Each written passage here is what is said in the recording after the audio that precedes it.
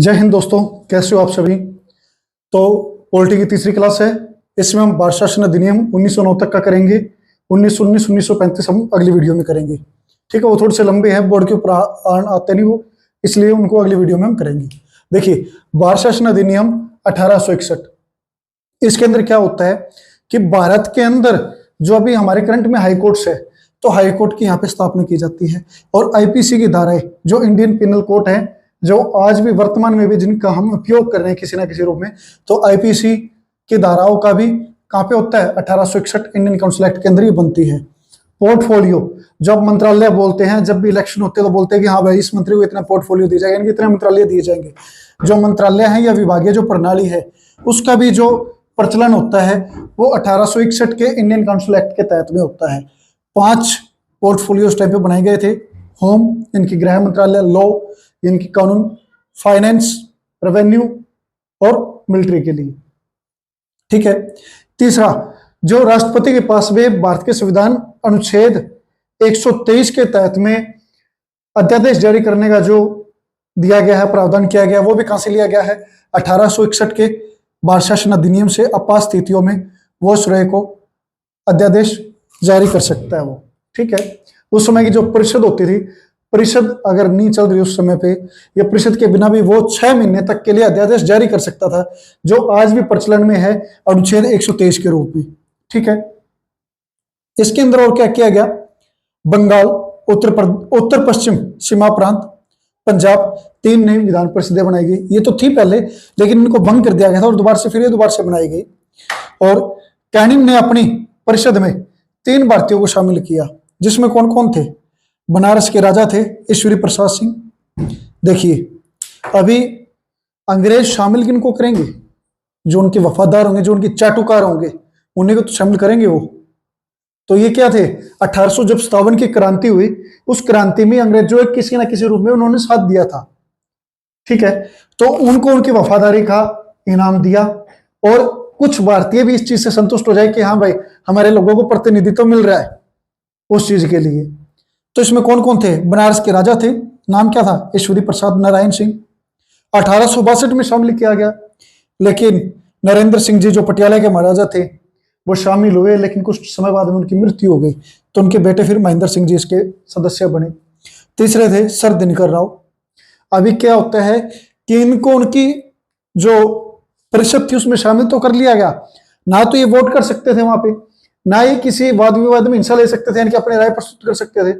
बस हाँ, मूर्ति की तरह एकदम शांत देखते रहो कि क्या हो रहा है क्या नहीं हो रहा।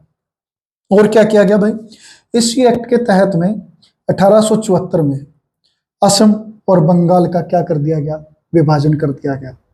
ठीक है। यानी कि जो बंगाल को पहली बार किस हिस्से में तोड़ा गया, तो उससे असम अलग किया गया, कब, 1874 के अंदर। अब इसके बाद में भारत शासन अधिनियम 1892, ये भारत शासन अधिनियम है ये। ठीक है, शॉर्ट में लिख रखा है। इसके अंदर क्या किया गया कि जो यहां से जो किए गए थे, अपने शामिल किए गए थे, जो भी मनोनीत किए गए थे, उनको एक दे दिया कि हाँ भाई, आप प्रश्न पूछ सकते हो, लेकिन प्रश्न भी किस लिमिट तक आप पूछ सकते हो कि आपको 1 सप्ताह पहले क्या देना पड़ेगा, एक नोटिस देना पड़ेगा, और उस नोटिस के आधार पे आप वहां पे प्रश्न पूछ सकते हो। किस किस चीज के ऊपर, बजट के ऊपर, और कोई जो अगर सार्वजनिक मुद्दा होगा तो आप उसके ऊपर कोई ना कोई चीज पूछ सकते हो। वो भी किसके ऊपर, जब आप 7 दिनों का अग्रिम नोटिस दोगे, एक चीज बताओगे कि हम जी हमने इसके ऊपर प्रश्न पूछना है। ठीक है। इसके बाद में क्या हुआ, भारत में निर्वाचन पद्धति की क्या हो गई, शुरुआत हो गई। जो चुन के गए लोग, देखिए निर्वाचित शब्द कहीं पे भी नहीं था, भारत शासन अधिनियम 1892 में निर्वाचित शब्द कहीं पर भी नहीं था, क्योंकि अप्रत्यक्ष रूप से चुन के जाते थे, प्रत्यक्ष रूप से नहीं। जैसे आप एमएलए या एमपी के जो इलेक्शन होते हैं उसमें आप वोट देते हो गया प्रत्यक्ष, सरपंच का वोट हो गया, एमसी का वोट हो गया, वो प्रत्यक्ष वोट हो गए। राष्ट्रपति का इलेक्शन हो गया, या राज्यसभा के जो सदस्य होते हैं उनका इलेक्शन हो गया, वो अप्रत्यक्ष हो गया, आप नहीं चुनते उनको, वो अप्रत्यक्ष रूप से चुने जाते हैं। ठीक है। तो उस पद्धति से, अप्रत्यक्ष पद्धति से वो चुने गए, लेकिन उनको संज्ञा किसकी दी गई, मनोनीत की, क्योंकि लिमिटेड थे, लिमिटेड लोग ही चुन सकते थे, और लिमिटेड के अंदर तो वो तो मनोनीत के हिसाब से ही होंगे। अब इसके बाद में आता है भारत शासन अधिनियम 1909। Morley Minto act. मार्ले उस समय यहाँ के वाइसरॉय थे और मिंटो राज्य सचिव था, जो ब्रिटेन की कैबिनेट होता था, कैबिनेट का मंत्री होता था। ठीक है, इसके अंदर क्या किया गया, मार्ले ने सत्येंद्र प्रसाद सिन्हा, जो बाद में कांग्रेस के अध्यक्ष भी रहे थे, सत्येंद्र प्रसाद सिन्हा को क्या किया, उन्होंने अपनी जो उनकी एग्जीक्यूटिव काउंसिल होती थी उसका सदस्य चुना। कौन सा, विधि सदस्य, कानून का ज्ञाता विधि सदस्य चुना। ये इसके अंदर शामिल होने वाले पहले भारतीय थे सत्येंद्र नाथ सिन्हा। ठीक है, और इन्होंने क्या किया, जो आज आप हिंदू मुस्लिम के अंदर जो खाई देख रहे हो, उस खाई का निर्माण भी इस मार्ले मिंटो ने ही किया था 1909 के अंदर। मुस्लिमों के लिए अलग पृथक क्षेत्र बना दिया और उस क्षेत्र के अंदर मुस्लिम ही उनको क्या देंगे, वोट देंगे। ठीक है, मुस्लिमों के लिए अलग निर्वाचक मंडल बनाया गया। और इस एक्ट को मोहनदास करमचंद गांधी यानी कि जो महात्मा गांधी थे, उन्होंने क्या कहा था, सर्वस्व नाश करने वाला एक्ट, सर्वस्व नाश करने वाला एक्ट। क्यों भाई, नाश तो हो ही गया, कर ही दिया नाश, यहीं से तो उन्होंने बीज बो दिया। अभी कांग्रेस इसी बीच में देखो 1892 और 1861, इसके बीच में क्या हो जाती है, कांग्रेस की स्थापना हो जाती है। A O. Hume, Allan Octavian Hume पूरा नाम था। इसकी उपज ये थी कि 1857 जैसी क्रांति दोबारा से ना हो। भारत में ऐसे बहुत से पड़े हैं जो उनसे अपने स्वार्थ के लिए, किसी चीज को पाने के लिए कुछ ना कुछ कर सकते हैं, वो बोलेंगे नहीं, मौन रहेंगे।